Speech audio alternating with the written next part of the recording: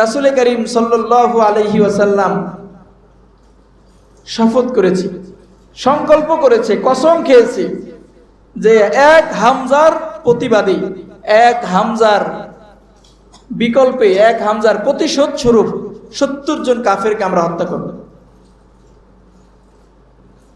হামজা রাদিয়াল্লাহু তাআলা আনহুকে রাসূল করিম সাল্লাল্লাহু আলাইহি ওয়াসাল্লাম এতটা মহব্বত করতেন।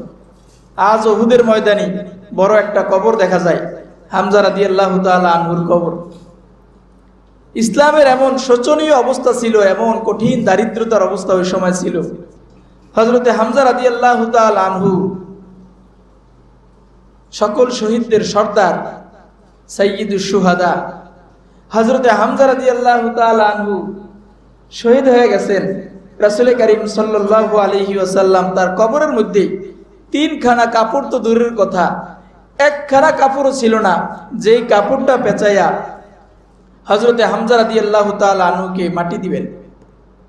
একটা টুকরা ছিল কাপড়ের, মাথার কাছ দিয়া ঢাকলে পা বের হয়ে থাকতো, পায়ের কাছ দিয়া ঢাকলে মাথা বের হয়ে থাকতো। সাহাবারা বললেন যে ইয়া রাসূলুল্লাহ, এই একটা টুকরা কাপড় দিয়ে তো কোনো দিক করা যাচ্ছে না, মাথা ঢাকলে পা বের হয়ে যায়, পা ঢাকলে মাথা বের হয়ে যায়।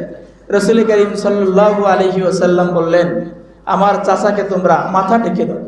মাথা ঢেকে দিয়া পা খুলে দেওয়া হয়েছে।